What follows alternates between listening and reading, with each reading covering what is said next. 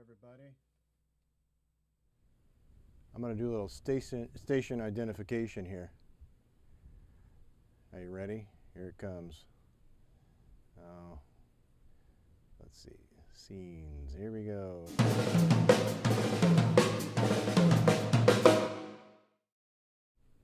Just in case you didn't know where you are. Thank you for joining me. So happy that you're here. So this is a celebration of 5,000 subscribers.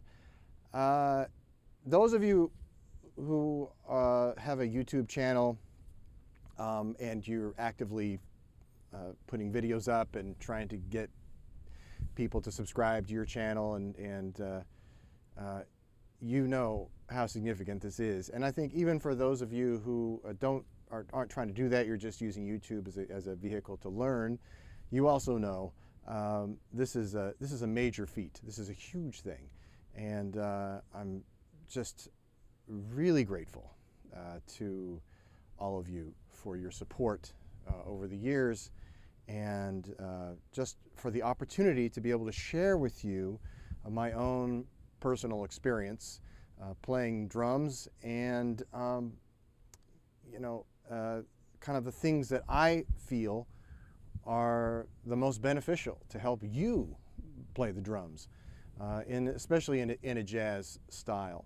So just really, this is momentous for me, and I think one of the things that YouTube has done is really provided me a platform to share my knowledge, my expertise in a way that I think people enjoy, and so it's also helped a lot with my business, with my courses at jazzdrumschool.com. It help people kind of know about, oh, he's got these other courses that go deeper into these topics, and also my jazz backing tracks, my drumless tracks, practice tracks.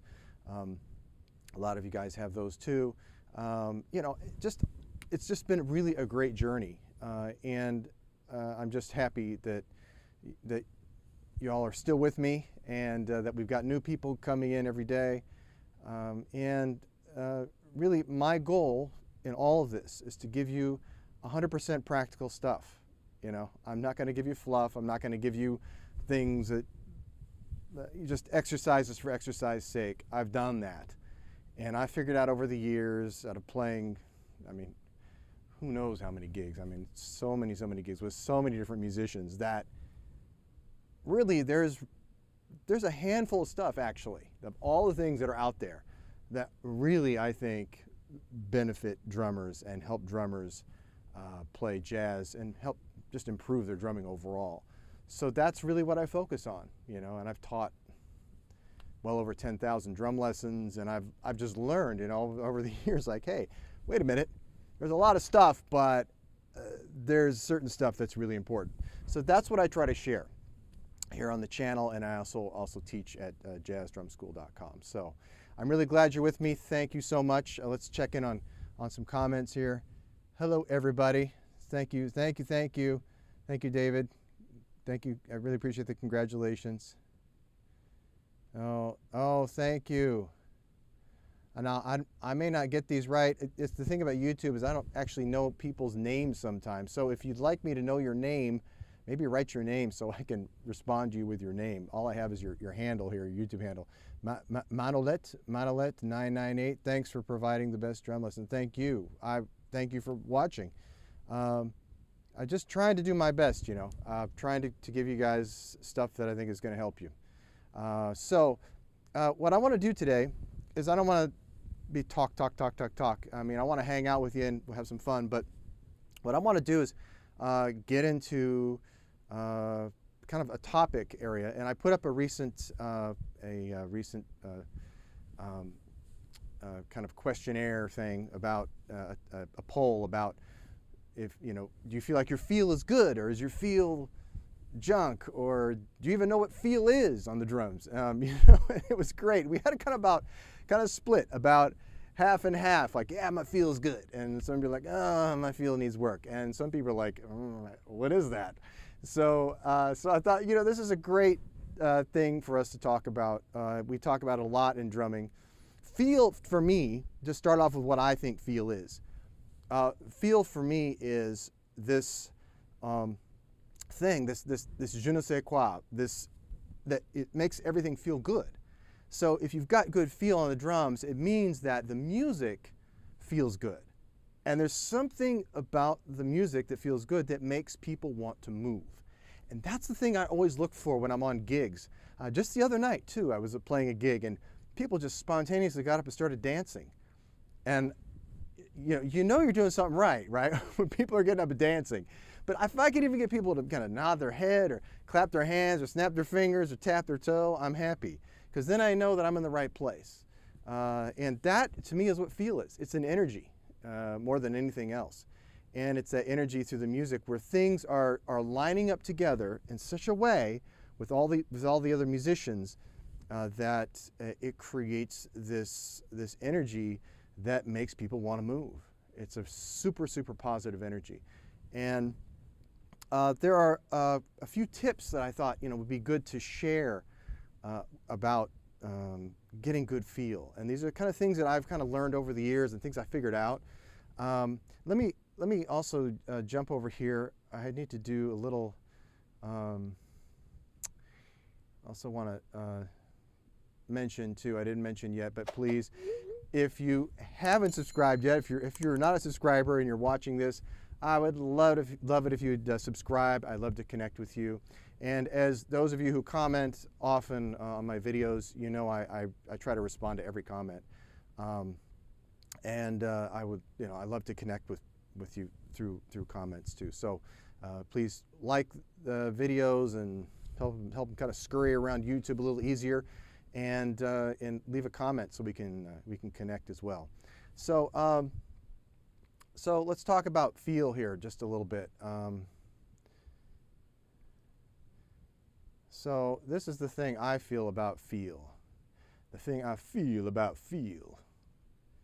Put it up here, you can see it. It makes people feel great. It makes people want to move. Plain and simple. That, to me, that's kind of my definition of feel. Now, when I'm, you know, playing, see if you can see this a little easier. There are a couple things that actually 3 things that I focus on to create good feel. And instead of talking about it only, I'm going to play for you and demonstrate. And what I'm using here, some of my drumless tracks, I'm going to use the bass-only track from my Trading 4s and 8s jazz drumless track collection. Later I'll put it down below in the description. And this is this is Bye Bye Blackbird. This is just bass only. So this is one of the things I love about bass-only tracks is that you get this opportunity to just lock in with the bass and listen to what the bass is doing, because at the end of the day, it's really, we're going to create that feel. It starts with the foundation of that bass and that drums together. So so I really want to kind of demonstrate that with this, just a bass-only track. Let me get it rolling here. 1, 2, a 1, 2. So you can see now we're starting off, we're in 2 on the bass. Boom, ba boom, boom, boom, boom, boom, boom,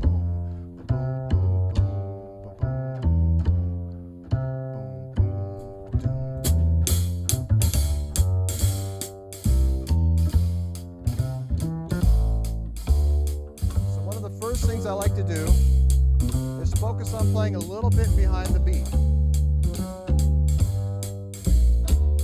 So if you can hear the bass, you'll hear it more in a minute. The bass is a little bit in front of me.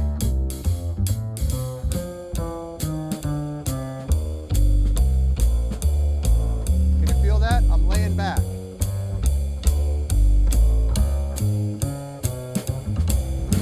Back to 2.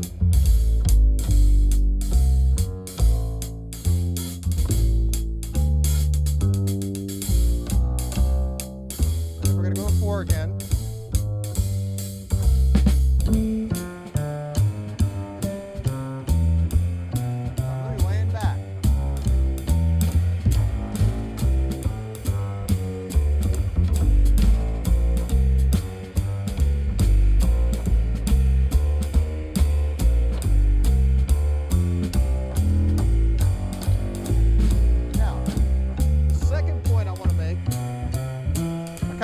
reverse order. But the second point I want to make is what you want to do is focus on kind of two things, two and a half things really. Counts 2 and 4. 1, 2, 3, 4. 1, 2, 3, 4. 1, 2, 3, 4. 1, 2, 3, 4. And you want to concentrate on that third note of the triplet. Okay? And when I get my swing, kind of my spangling back in, you'll see what I'm talking about. Hear that? Da-dum, da-dum, da-dum, da-dum, da-dum, da-dum, da-dum. So I'm really focusing in. I'm zeroing in on the 2 and 4.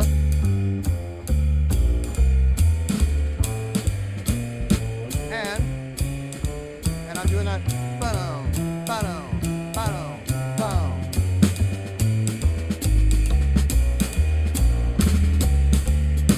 And I'm trying to play a little behind the beat. Now this is for swing drumming, okay? This is not for every style, but the same kind of concepts, especially playing behind the beat, really apply in other styles of music.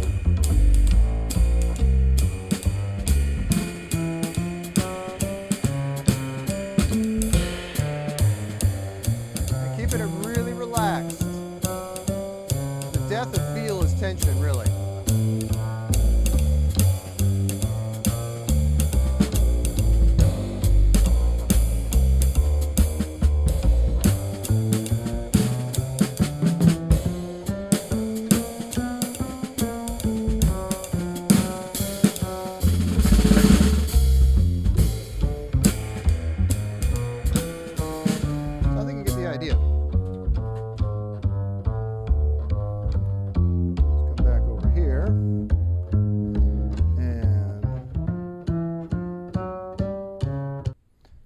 So you kind of get the idea, I think, yeah. It's that real kind of subtle thing where we've got to kind of zero in on that 2 and 4, and we got to play that third note of the triplet. We got to accent that third note of the triplet. Now, let me get back over here.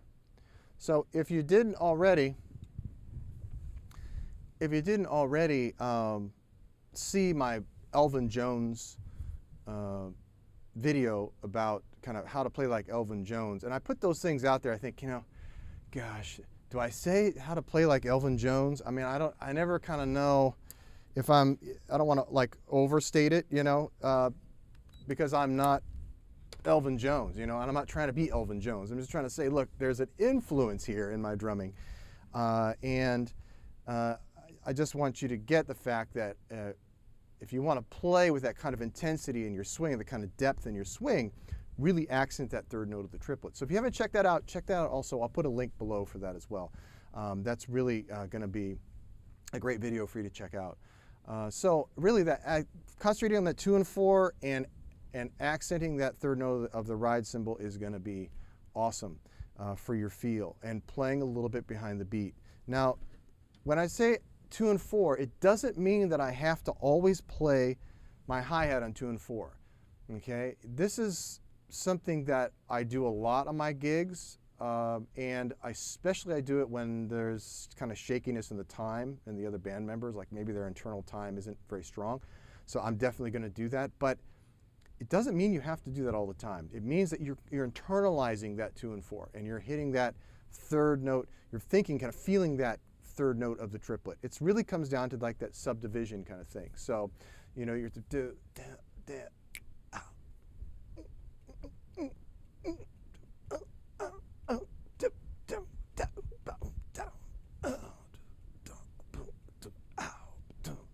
so I can just feel it, right? And if you can feel it, you're definitely going to be able to play it. All right. So those would be really my tips about feel. Okay.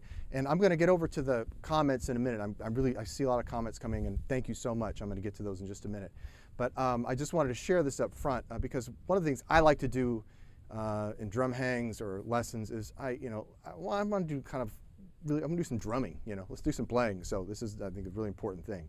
So so definitely those are two very important things. Play behind the beat, focus on 2 and 4, and accent that third note of the triplet. Now, or actually, just know that it's there, feel it, feel those things that are there. You don't always have to play them, but you got to feel them so that they come out in your drumming. Now the last point that I want to make really quick is this is the other thing that is really, really good, I think, and that is find where the other musicians are and blend with them. So that means that when we come to a gig, you come to a playing situation, maybe you're going to a rehearsal with some people or you're going to a gig or whatever, what you want to do is listen, focus on where everybody else is playing. If you haven't checked out, I've got a really good blog article about that too. I'll put the link for that as well below. But you really want to listen to where everybody else is and find out kind of where their sense of time is, where their groove is, where their feel is. And you want to kind of blend with what they're doing. Let me give you an example of that. This is from using my almost jazz standards drumless tracks, and this is called Contemplation. And I'm going to check this out. 1, 2, 1, 2, 3, 4. So I'll play some brushes. So already I'm listening, right?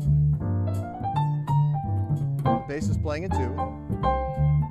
Kind of making a mental note of where people's time is.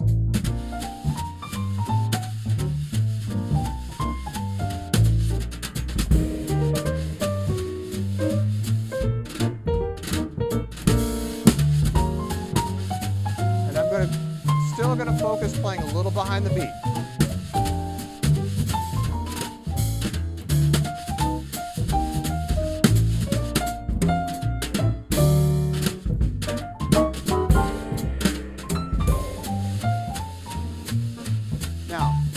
Playing live music, the time is going to change. You hear that? Could you feel that? It just went back a little bit. Because we're humans. We're not machines. So time is going to be flexible. And that's okay. Just roll with it. That's a matter of adjusting to other people's feel.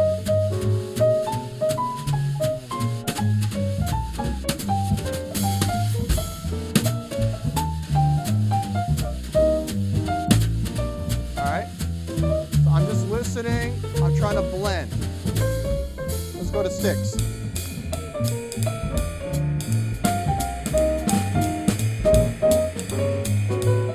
Still trying to aim for a little behind the beat.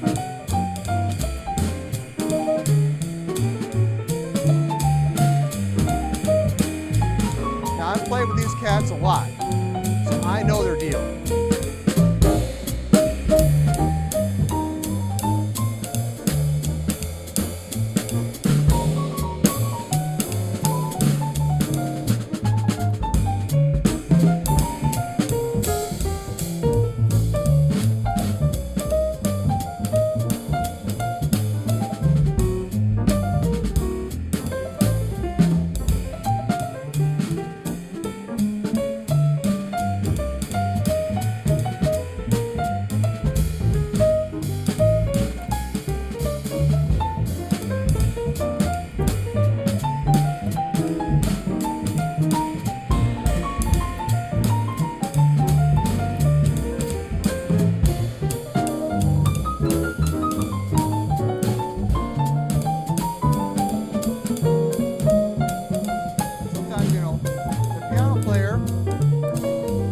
Purposely play a little behind the beat.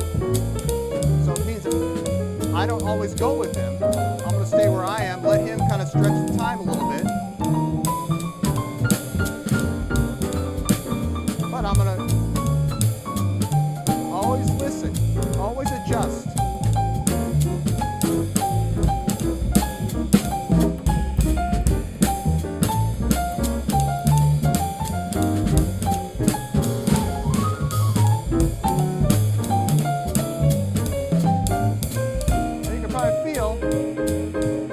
I'm still communicating that 2 and 4, right?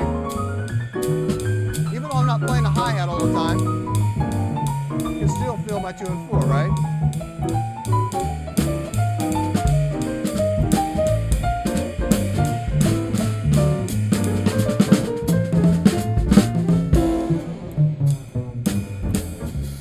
the idea. Let's turn this off here. Now,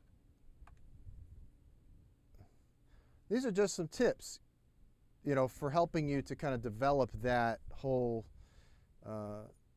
feel thing. Because at the end of the day, and this is really, to me, the most important point of it all,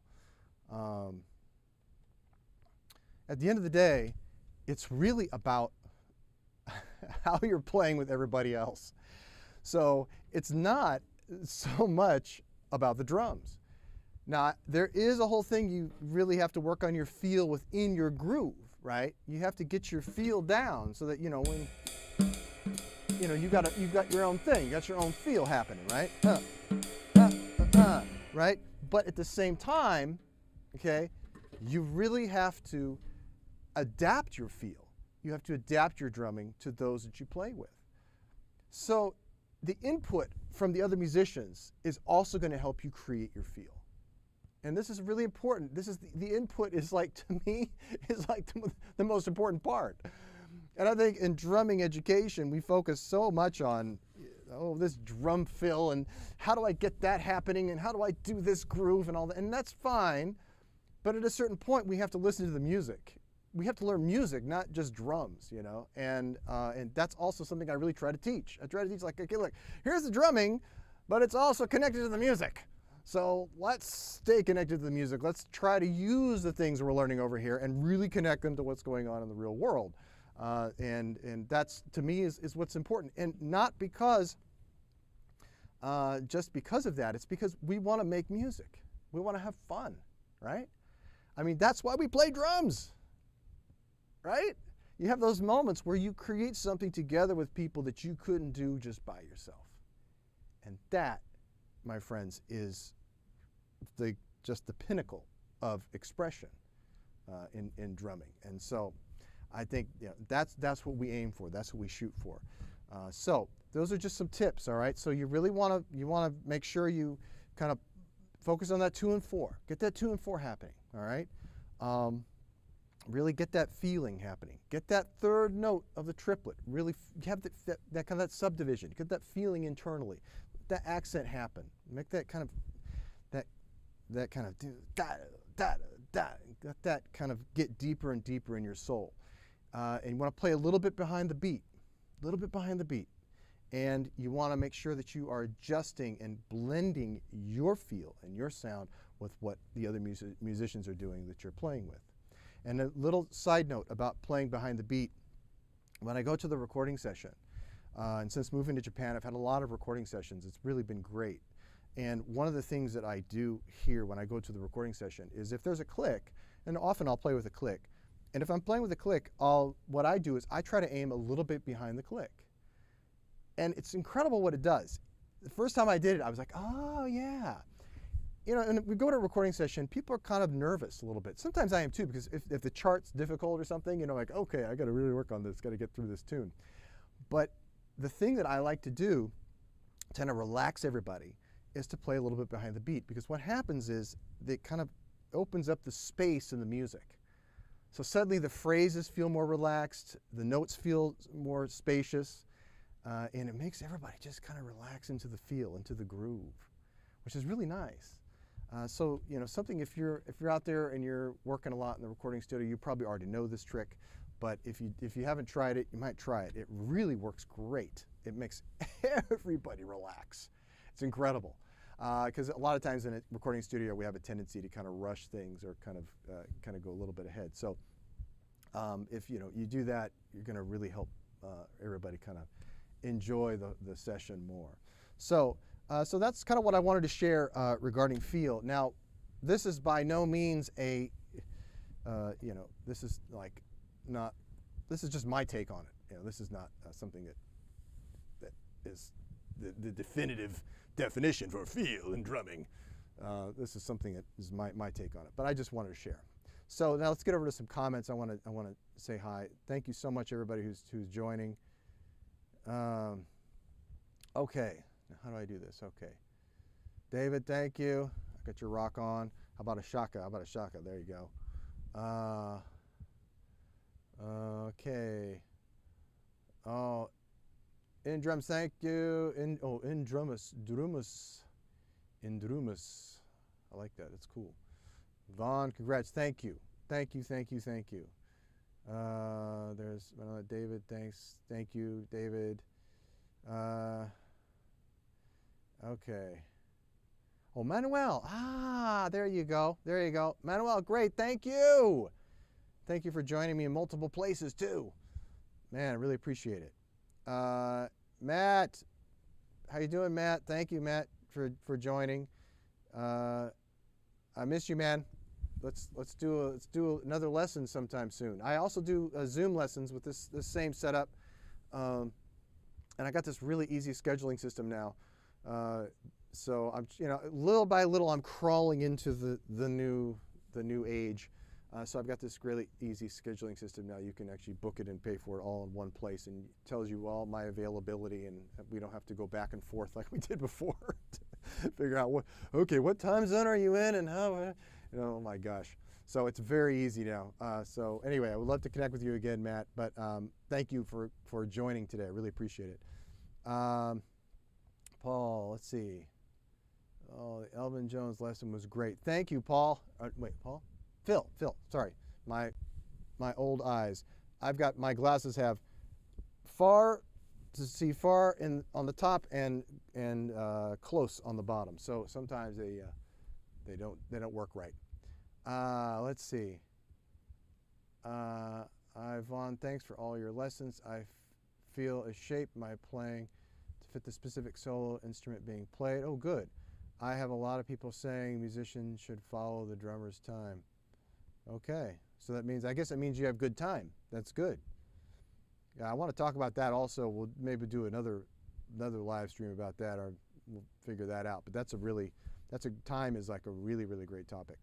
See, I'm going to keep this in mind at the jazz jam tonight. All right, David, go to your jazz jam session. That's cool, man. Great. Shaka. Oh, so you're in Texas. All right, Shaka from Austin. All right. Never been to Austin. I'd love to go to Austin. So much music happening there. Great. Thank you, everybody, for your comments. I really appreciate it. So I'm curious, though. I'd like to know what your take is on feel. Anybody want to share kind of like what do you think feel is? What do you think is important in feel, or what is the what is maybe your definition of feel? I'd love to know. So I'm just gonna play a little bit more, and then you can, because there's like this delay in YouTube land. So I'm gonna play a little bit, and then you can, if you got anything you want to say, go ahead and say it, and we'll just take it from there. Let me just do a little more playing for you. Let's see here. Let's go here to, let's keep going on this tune. Start with a bass solo.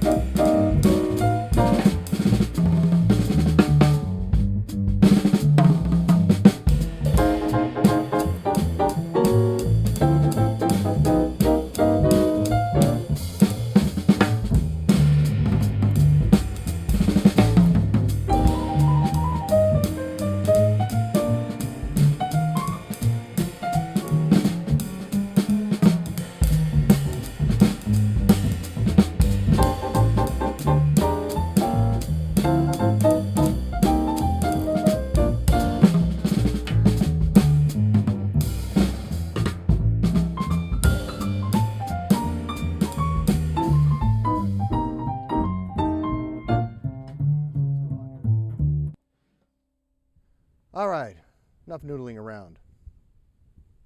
Okay, here we go. Okay, feel is how you, so in DRUMLESS, feel is how you sing it. Let me put it back on here. Feel is how you sing it in your head. Oh, I like that. Manuel, for me, it is the ride cymbal, the triplet feel. Oh, cool, nice. Matthew, looks and sounds great, man, like always. Thank you. Well, it's not always great, but you know, I always try my best. So, David, when the drums and bass are locked in, yes, I think that's definitely part of it. Oh, Phil says field equals emotion. Feel equals emotion. Ooh, I like that. Definitely, great. In DRUMLESS, I was playing along, so much fun. Oh, great. Great. Oh, it's AJ. That's right. That's right. AJ, thanks, man. All right. Yeah, AJ and I do some Zoom lessons together. He's doing great. That's right. Thanks. I forgot that was your handle. Yes, that was so much fun. Your company's in the next level. Oh, great. Yeah, you know, these tracks are a lot of fun. They're kind of tricky too sometimes because, you know, when you play with people in a live situation, you naturally kind of adjust to each other's time, right? So if I speed up a little bit or slow down on my solo, they're going to do the same. And when you're playing with tracks, it's not like that. So you got to really stay on it and you got to listen. So one advantage to that is that you keep your eyes, your ears focused on the bass, you know, walking during your fours so that you don't get off. And this is great because it really helps you focus and listen to things that you need to listen to get better and to play better with other people. So I think that's one of the real advantages of playing with tracks, and in particular tracks that are not, like these musicians are top tier cats here in Japan. Philip Strange on piano and Tetsuro Aratama on bass. But you know, they're not metronomes, they're not machines, you know, but their feel is really great and their playing is great. So you have to adjust to that. And I think that's really important for us as drummers, to learn how to do that, learn how to listen to other musicians and adjust to what they're doing. So these tracks really help do that a lot. Great, I love all these comments. Oh, we played All of Me a week ago, a couple got up to dance. For me, that would be feel too. I agree. Absolutely. That's what I think, man. It's like if people are going to dance, then you're doing something right. Right? That's the thing right there. So that's the deal. All right. So what I'd like to do now is open it up to any questions you might have. This is also for kind of our Q&A part of our session here. Let me see if I can get over to my. This is a one-man show. I say, you know, it's a do-it-yourself, and sometimes it does it back to you. So I've had that happen to me so many times. Think, oh, I got it all figured out, and then, oh no, I don't got to figure it out. So anyway, what I like to do now is do one thing. I almost forgot this. I got to do this too because I want you guys to know there's something out there that you can get for you. Here's a coupon code. It's good for 24 hours and it's 25% off anything and everything except Zoom drum lessons at either jazzdrumschool.com or at Von Baron Music Store. So you can go to vonbaronstore.com. It'll take you over there. You can also go to jazzdrumschool.com. It'll take you over there to go check that out. And I'll put the links also below after we can conclude this. Really encourage you to go check it out if you haven't already. I know a lot of you already are in courses and already have drumless tracks too. But if you don't, or if you're not already there, I encourage you to go and check it out. It's good for 24 hours and 25% off anything. So any of the downloads or any of the courses. So I want to make sure I mention that. Q&A time. Q&A time. Where are you, Q&A? Here we go. Here we go. Do it yourself, does it back. All right. So let's talk about any questions you might have. If you've got any questions, I don't know. Let's just see what people are feeling here. Get back over here. Okay, here we go. Oh, we got somebody else here. Hey, Raider. All right, thanks for joining. Could you do a jazz fill, a mini tutorial? Sure. I'll show you one. It's really easy, and this is something I do a lot.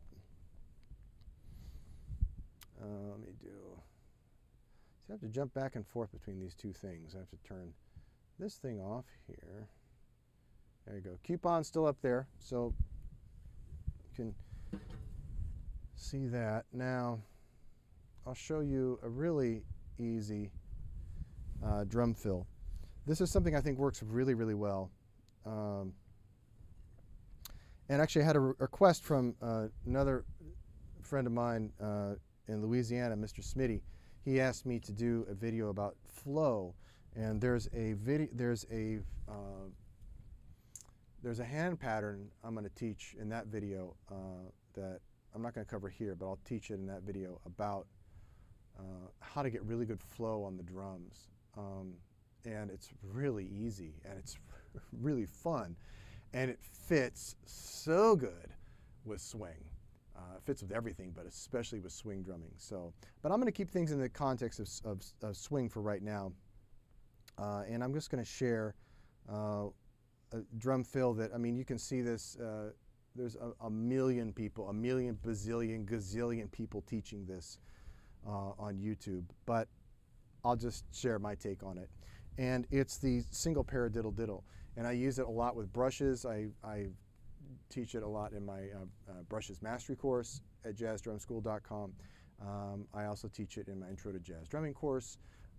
But basically, it's a really easy pattern, and it's the single paradiddle diddle, and all it is, and I think a lot of you guys already know this, but it's just right, left, right, right, left, left.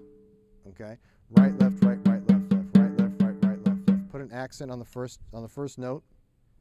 Okay. It just flows nicely, especially when you're playing swing. So if I'm playing just a really nice, easy, you know.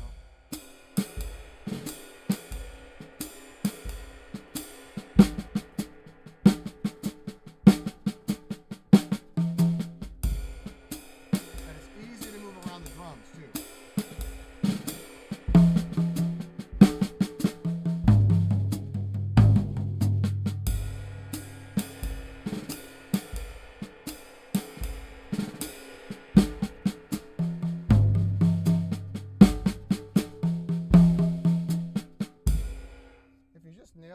Aim for that accent, try to hit that accent, you're going to make it a lot, give it some shape to it. One of the things that you want to think about with your fills is you want to have shape. So you want to have dynamics. You don't want to have everything be at one level, because then it just sounds like noise. So when you have shape, it means you're adding an accent and then you're playing non-accented notes. So, right? And the smaller you can make those notes that are not accented, the better. Because if you really listen to drummers, like listen to great drummers, let's talk about like someone like Vinnie Colaiuta. Listen to Vinnie Colaiuta play, you'll notice that in his playing, what you're really hearing are the accents. And the ghosted notes, or the small notes in between, are kind of the supportive notes for those accents. And the accents are what create those phrases, or they create the grooves or the phrases, the solo phrases or things like that. So it's kind of like connecting the dots. Like here are all the accents, and in between the accents are all these smaller notes.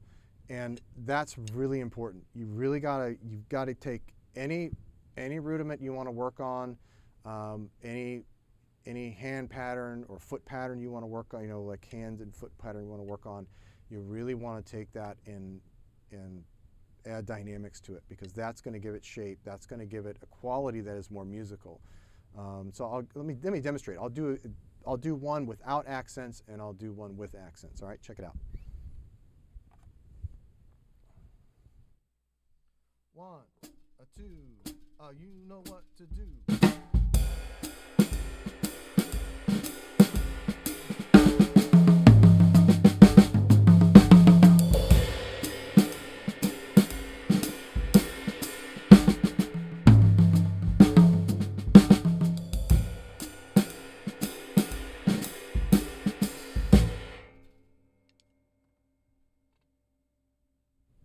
So I'm sure you can hear, right? There's a difference, right? If I'm just going all out, it doesn't have as much kind of interest. It's not so interesting. If I add in those subtle notes, it suddenly makes that accent pop. It makes it kind of like you're creating a phrase.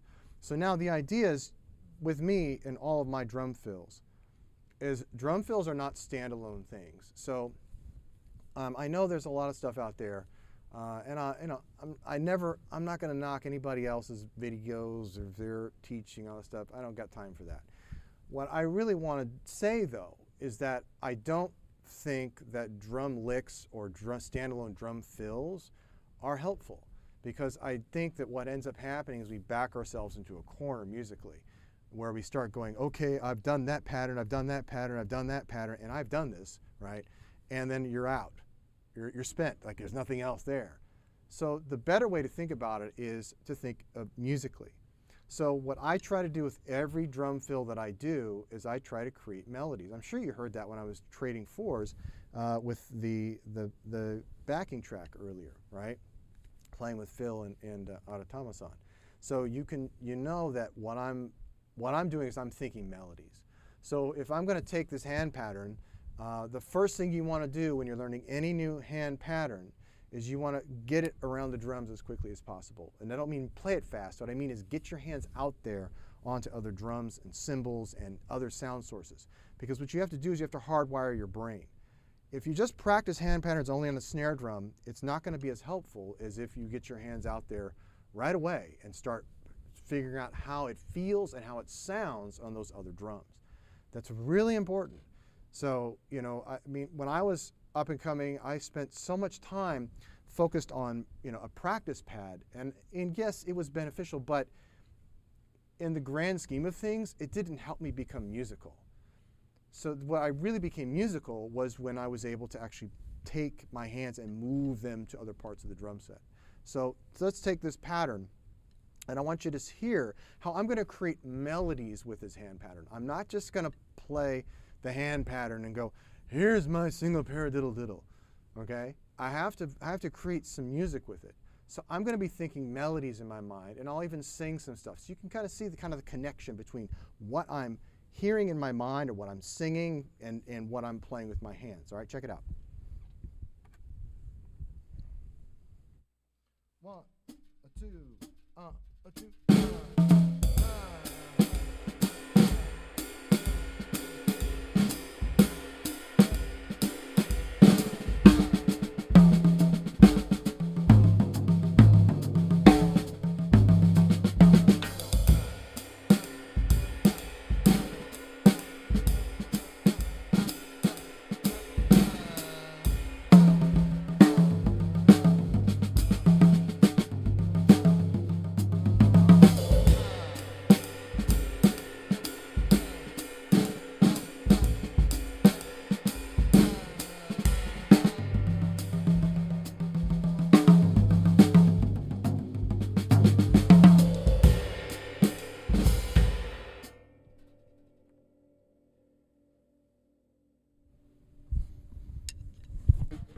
You check it out. You can see what I'm doing. And one of the things you can also do with this hand pattern is you don't have to play the accent every time, right? You don't have to go da da da da da da da da da. Don't play the accent. Make it just a smooth phrase. Build the dynamics. Right? And take that same approach. Put it on different drums. Put it on the cymbals. Doesn't matter. The idea here is you want to make music. You want to think of like a phrase. You know, I'm not thinking like, I gotta play this stock drum fill. Okay? We definitely don't want to think that way. And you know, there's a lot of stuff out there, I know, but I encourage you not to think that way, because I want you to have the most flexibility when you show up to the gig, especially when we're playing jazz, because jazz is a conversation. When you go into a conversation with somebody, do you already know everything you're going to say? You don't, right? You don't know what you're going to say. So you really have to come at, when you're playing jazz music, you have to come at it like, okay, it's a conversation. In fact, I would love to rename the word jazz to just conversation, because that's what it is. It's conversation music. From the start to the end of the song, all we're doing is we're talking to each other with our instruments. And we want to have patterns and a way of playing that allows us to be flexible and fit that conversation.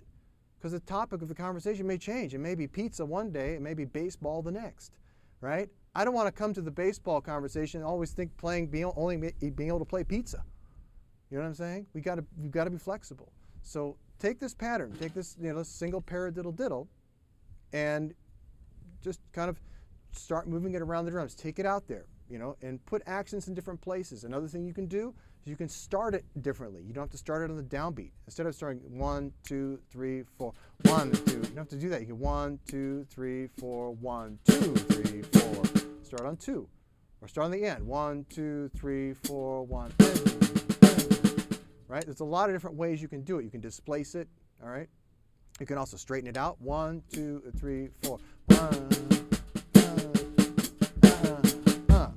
Right? You can straighten out those notes. There's a lot of cool stuff you can do just taking this one pattern and kind of doing some really neat stuff with it. But at the end of the day, make it flexible. All right? Let's see. Let me get back over here. Sorry, I'm in two different places here. I'm over in my software, and now I have to go back over to over here. Let's see. Okay. Let's see. Okay, here we go. Okay, jazz drum fill. Okay, next, David. How not to get lost in a song form. I think this would be great to enhance drummers' feel of knowing where they're in the song. Okay, this is my thing. All right, this is my thing. And a lot of drummers don't like to hear this. But I'm going to tell you this. You got to listen. You got to be able to hear chord changes. And it's not as hard as it seems. I do a lot of singing now too, and one of the things I do, I'm not some great singer or anything, but I love to sing because it feels good, and singing and drumming are like the first two instruments on earth, right? So, but I do a lot of scat singing.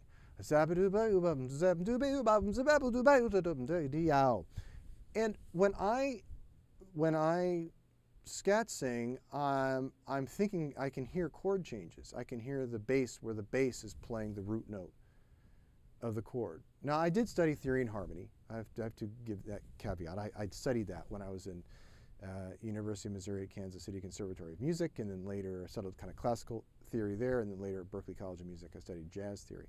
But I can't listen to a chord and go, oh, that's an F sharp minor 7 flat 5 chord. Man, I can't do that. My ears aren't trained like that. But what I can hear is I can hear tension and release, and anybody can hear that. So if you listen to a Beatles tune, okay, listen to any Beatles tune, listen to blues, listen to anything by the Rolling Stones. You're going to hear tension and release. You're going to hear where it feels like, oh, it's the kind of the chords or the harmony is kind of up in the air, and then it kind of goes, okay, we're home. Anybody can feel that. That's not a hard thing to hear. And that, to me, my friend, is the most important part of being able to know where you are in the song form. Absolutely. You've got to be able to hear, like for instance, in a 32 bar form, you've got to be able to hear where the B section is, where the bridge is.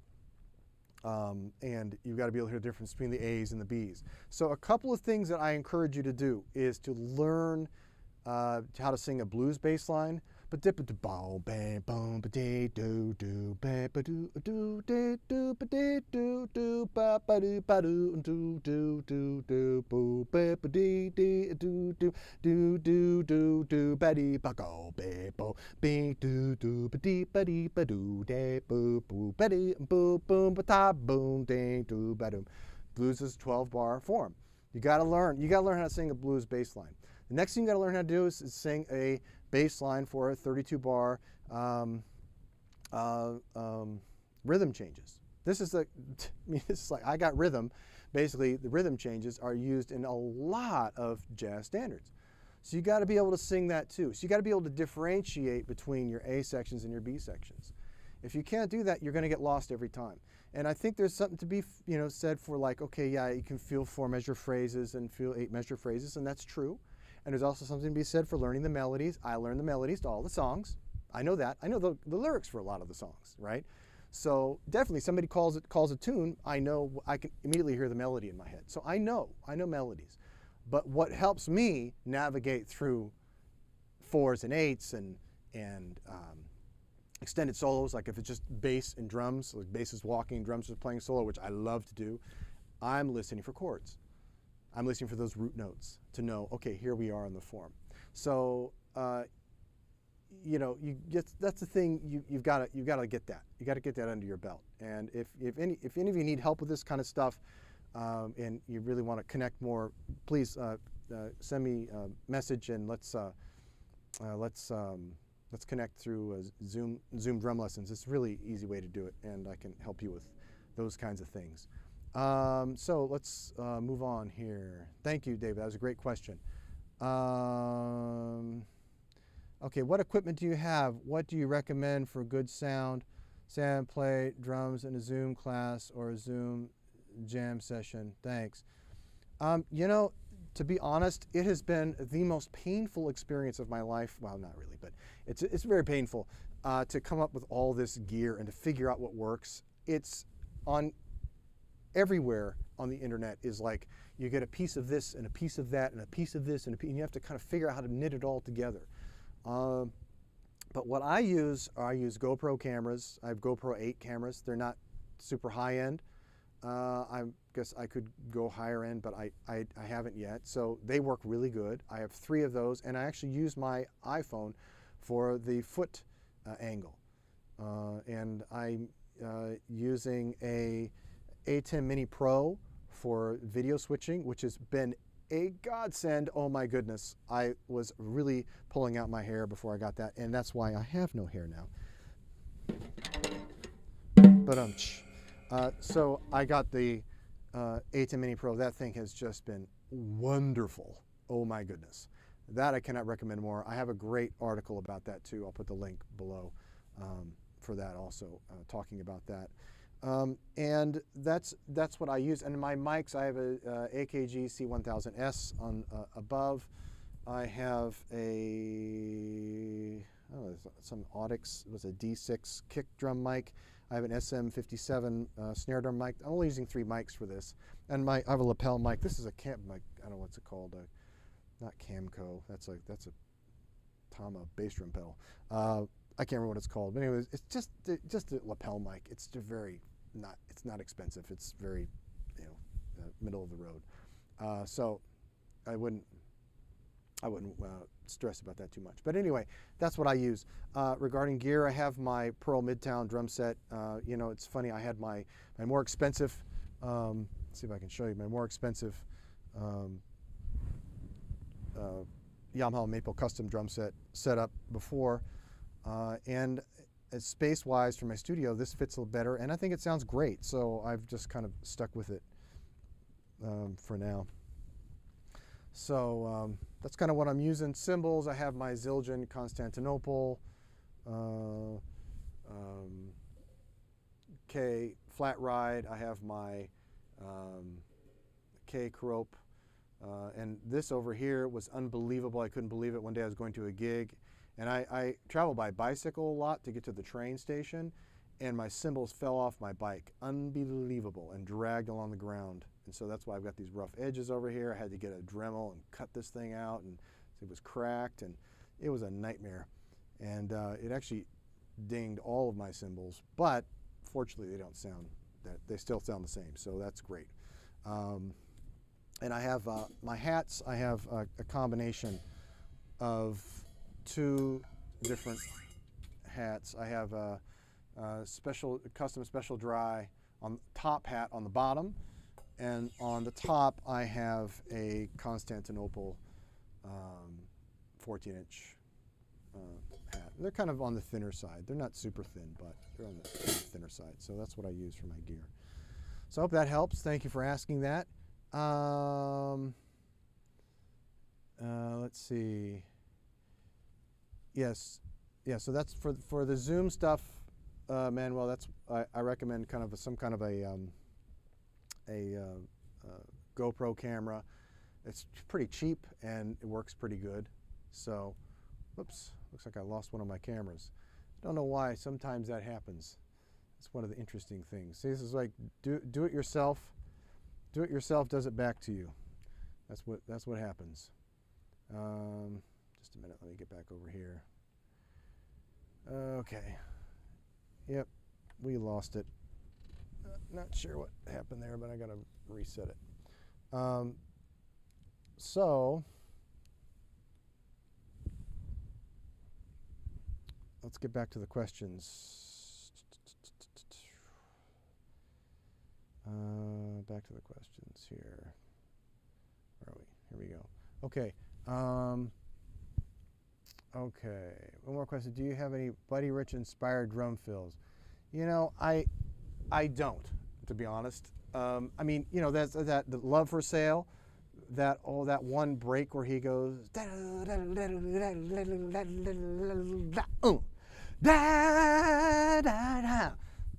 probably my favorite Buddy Rich drum fill of all time. But that's just him chopping wood. I mean, that's him just going, you know, crazy on the drum, ballistic on the drums like he usually did, you know. So I think that's probably it. I'm not even going to try to do that. There's that young kid, Grayson Nekrutman. He does that kind of stuff. Go check him out. He's good at all that kind of stuff. I'm not a Buddy Rich kind of guy. I mean, I of course I totally unbelievably respect his playing and his musicianship and all that he did for drumming. You know, incredible. I mean, but he's one of those drummers I just love to watch. It's not really my style, so I don't have a real kind of Buddy Rich thing. Again, I'm not a lick drummer. I'm not the kind of drummer that's going to lay down a bunch of licks. I'm the kind of drummer that's going to just play stuff that I think is going to fit the music in the way that I hear it. So that's not kind of how I hear drumming or how I hear music. In fact, I think I hear music more like a horn player would hear music, or I play more like a horn player plays. So anyway, sorry, I don't have one of those for you. Let me see if I can get my camera back online here real quick. This is really one of those things I just don't totally understand what happens, but it just happens sometimes. Do it yourself does it back. And that's what you got to do.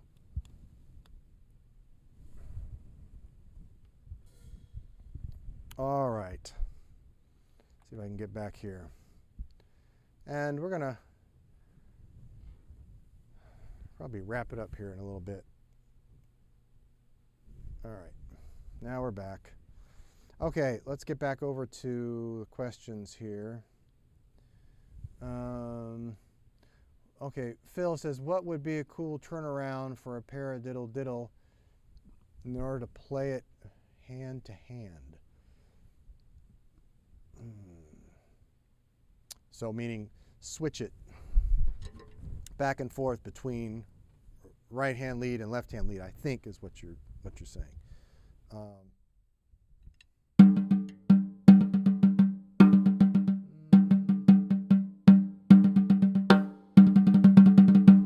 I don't know.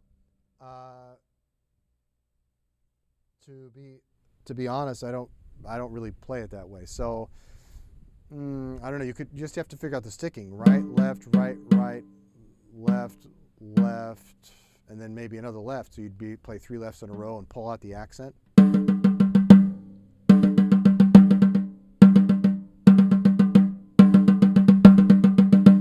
I don't know. I don't really play that way. The thing I do is, the way that I approach playing is I find the patterns that work the best for me, because we're all kind of hardwired differently. So you find the things that work well for you, and you just milk them, use them as much as you possibly can in what you play.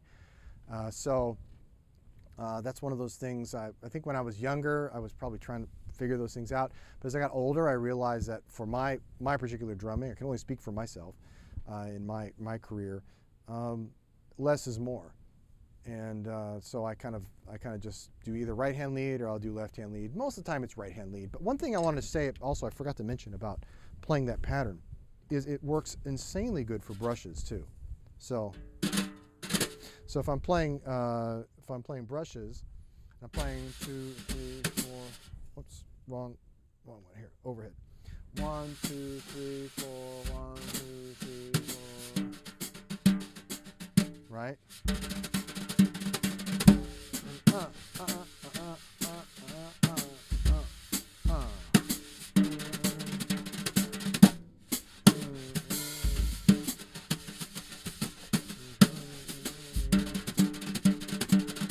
Works really, really great. Right, left, right, right, left, left, right, left, right, right, left, left, right. Works so good. And you can start any place you want on the beat. 1, 2, 3, 4. I can start on the off beats or on the down beats.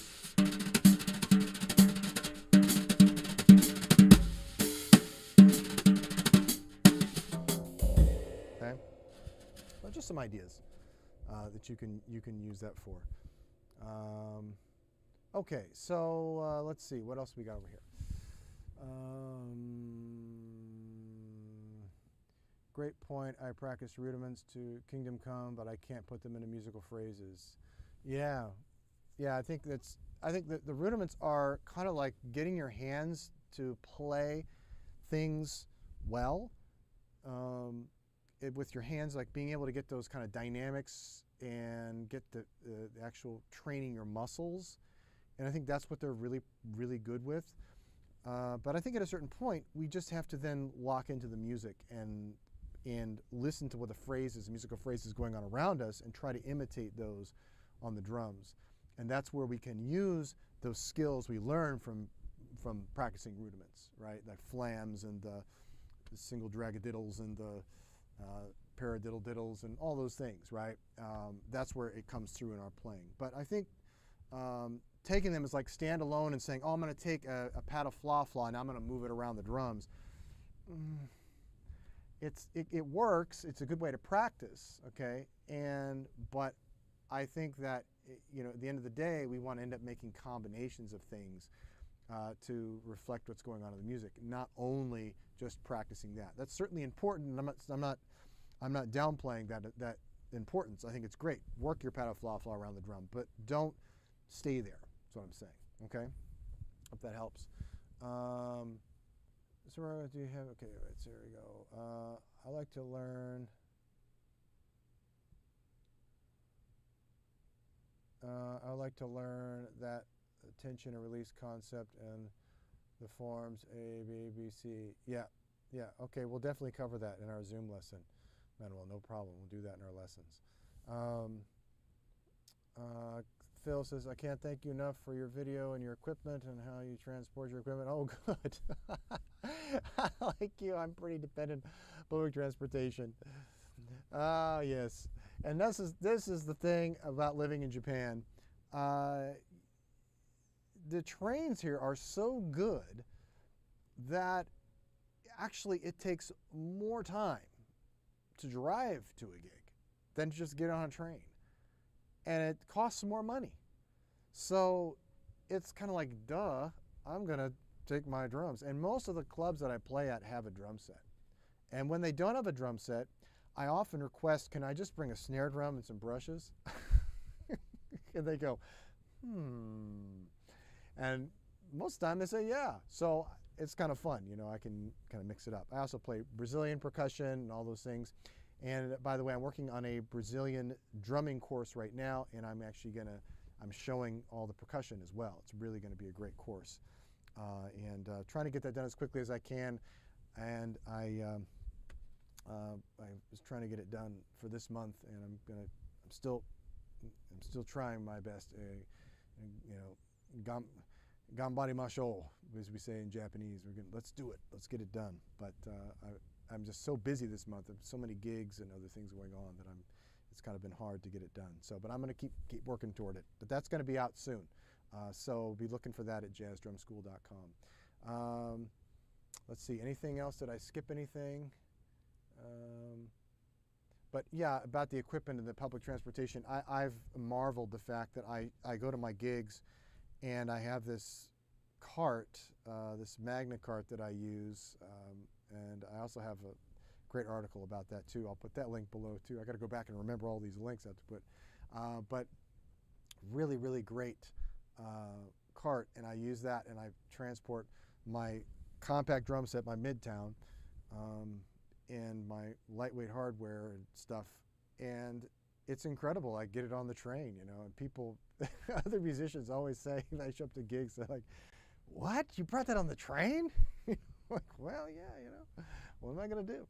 So, if it's just what you got to do. When in Rome, got to do what the Romans do. So, so it works out pretty good. Now, obviously, I don't put that on the back of my bicycle. That I walk to the train station. But anyway, it works out okay in the end. So I think that's it. I think this is a wrap. I really appreciate you all joining me. Thank you. And again, thanks so much for helping me and helping us make it to 5,000 subscribers. It's a joy, absolute joy, to connect with you, to be connected to you. If there's anything I can do to help you through Zoom lessons or through things you want to learn more about, go deeper into jazz drumming, please check out my courses at jazzdrumschool.com. Get some backing tracks. The backing tracks are created by me, a drummer for drummers. So I know what you need to learn and what you need to know, what you need to hone, what skills you need to hone to play jazz drumming, which is exactly how I created the drumming backing tracks, to help you practice those essential skills and get better at your jazz drumming. So I hope you'll use that coupon code, and at the top there, it's a 24 save 25. So you got 24 hours to save 25% on everything, except for the Zoom lessons. Those are kind of a separate thing. But all the downloads at the store and all of the different courses I've got at jazzdrumschool.com. So anyway, really appreciate you guys joining me. Let's see, anything else?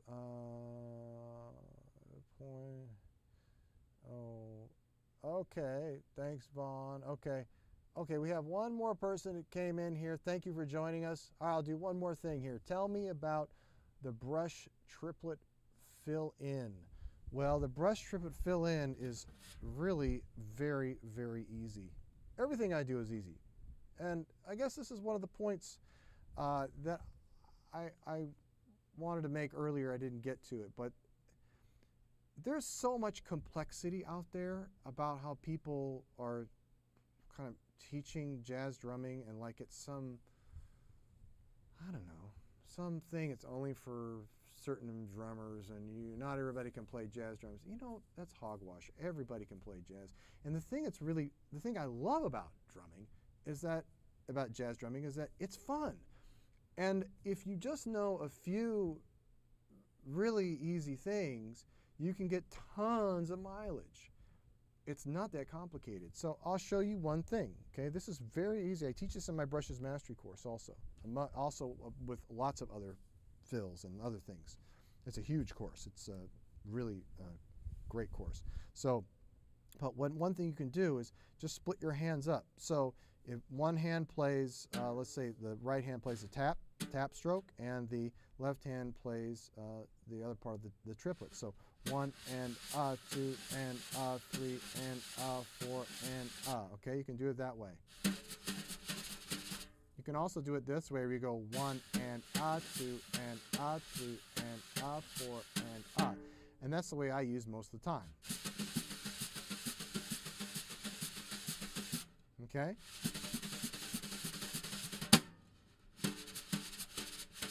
It's a little harder to do it this way, but you can do it. Okay? But I usually do like this.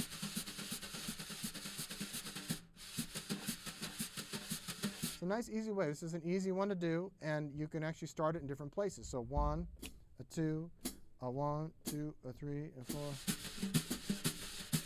So I started on the of 4. 1, 2, 3, 4, 1, 2, 3, 4. Okay, like that.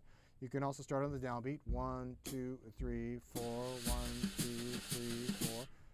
Okay, the end of 1. 1, 2, 3, 4. 1, 2, 3.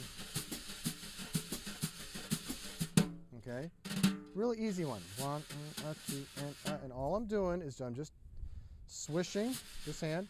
1 and tap. 1 and I'm not whacking it. Okay, just 1 and 2 and 3 and 4 and .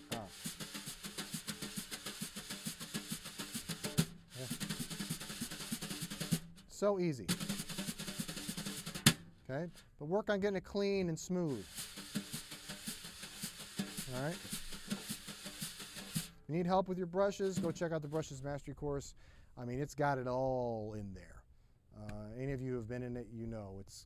I mean, I left no stone unturned in terms of everything I do with brushes on the drums. So I encourage you to go and check that out at jazzdrumschool.com. Let's see what else we got here. Ask a question. I'm having a little trouble adding a snare to a triplet jazz groove. Could you give me some advice? Snare to a triplet jazz groove. Is this a triplet like a, I don't even know what that triplet jazz groove would be, but it's maybe like this kind of thing, or is that like a blues, slow blues kind of thing? Or are we talking you know, this kind of thing? You're trying to figure out your comping? Is that what you mean?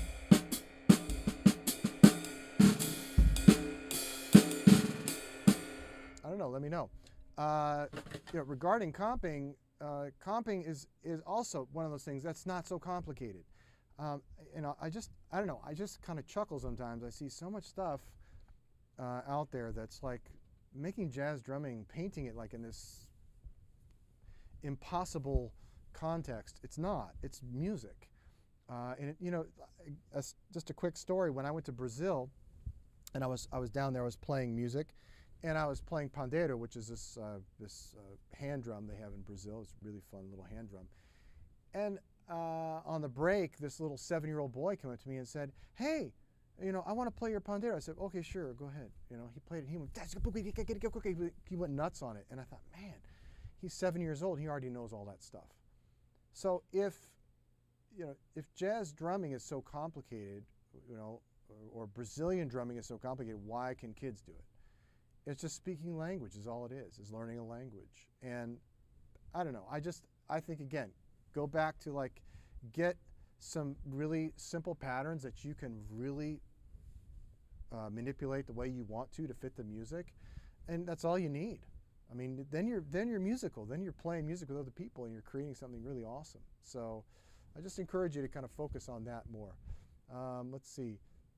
Oh, comping, yes, yeah. So comping, same thing.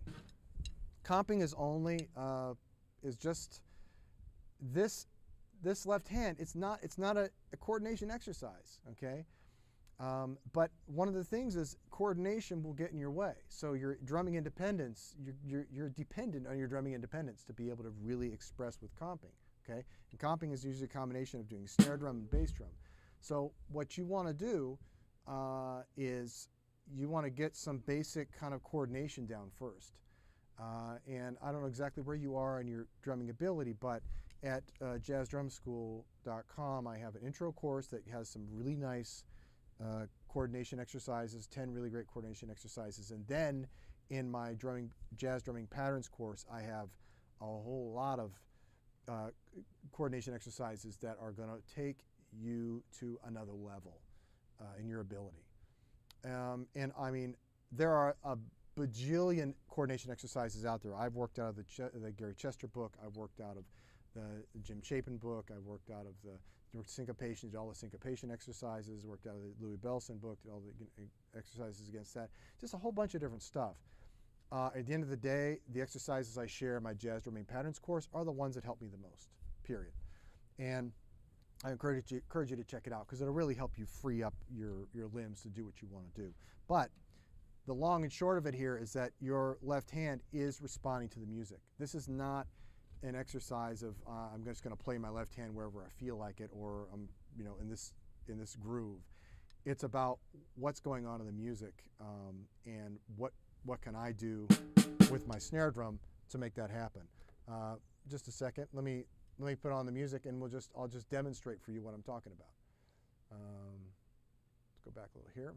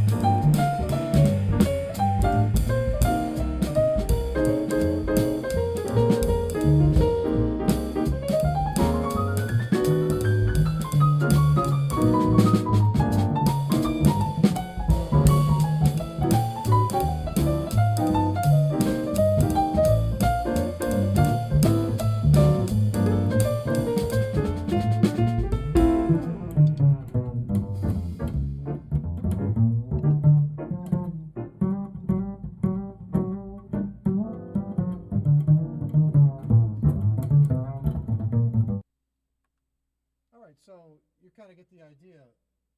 I'm really responding what's going on rhythmically. I'm responding to that, and I'm not. And I back to what I was saying earlier about soloing and playing, taking one pattern and working around the drums. I'm really about melody. I'm more of a melodic drummer. I'm not a kind of lick-based drummer. So when I'm thinking about comping also, it's the same thing. I'm really just taking my limbs and saying, how can I create some counterpoint with these other musicians, and how can I make this kind of this music feel even better? How is me being there going to make this music better, right? That's kind of the bottom line. And what I hear drummers do a lot, especially amateur drummers, is they end up kind of overplaying the comping. And they're just kind of trying different rhythmic ideas without really any relation to what's going on in the music. Many times I'll actually play with very little comping, depending on the mood of the song or what the other soloist is doing. If a soloist is very, very busy, oftentimes I will actually play a lot less to give them space to play their ideas. If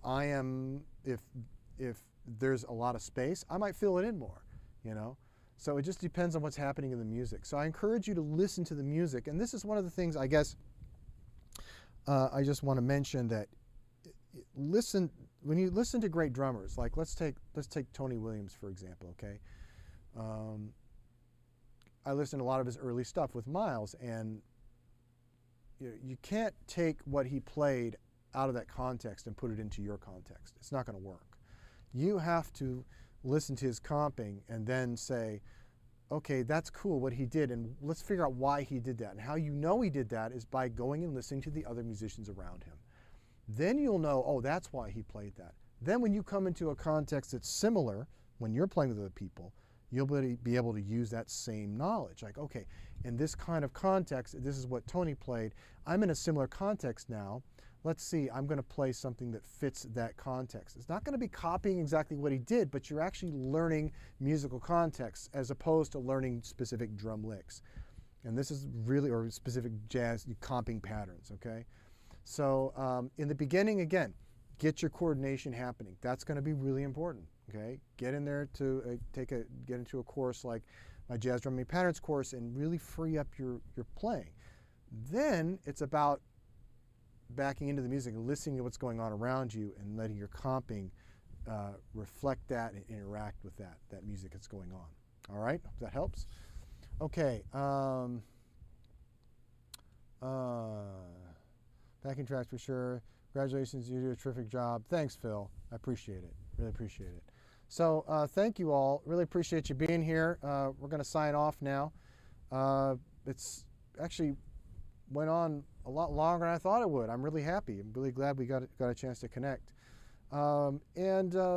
As we go down this journey, I'd love to continue to connect with you. If you have suggestions for things you'd like to see in videos, be sure to please drop a comment, let me know.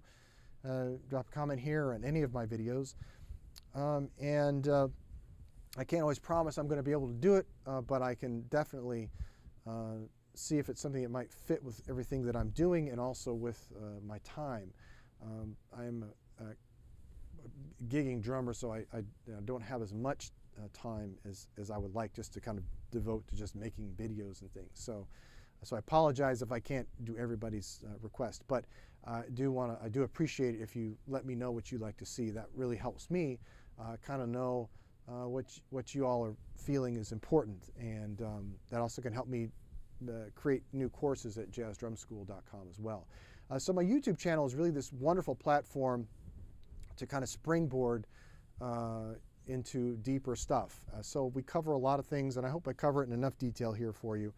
But I do encourage you, if you want to really go deeper into jazz drumming, I do encourage you to check out jazzdrumschool.com. And that's really why I created that, is to go deeper into things where you can't really do so much on YouTube because it's more kind of soundbite oriented. So, but those of you who are still with me, definitely you're not into sound bites, so I appreciate that. It's definitely not a sound bite. So anyway, thanks guys. Really appreciate it.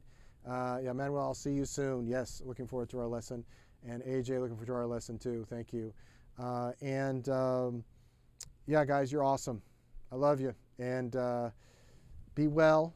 I'll leave you with this. There are 4 things that I always think about when I think about drumming. I think about music and all those things. One thing is stay, I would say, just like stay humble, because I don't want to ever come across as like somebody who knows everything, because I absolutely do not. I just know what I know, and I hope that it's somehow helpful for you. Stay focused. Stay focused on what I want. Stay focused on what you want. What is it you want to achieve out of your drumming? What do you want to do? What do you want to get out of your drummings? What are your goals for your drumming? Okay. And I want you to stay hungry, meaning I want you to always be hungry to learn new skills and learn new things. When you hear Peter Erskine play something, you go, oh yeah, that was cool. How did he do that? And what was the musical context? And how can I apply that into my drumming? That's awesome. So stay hungry for that. And stay healthy. I'm 51 years old, and any of you who have been around as long as I have or longer, you know that health is #1. So I hope you take all those things to heart and be well, my friends. Really enjoyed connecting with you, and I will see you again soon. Aloha.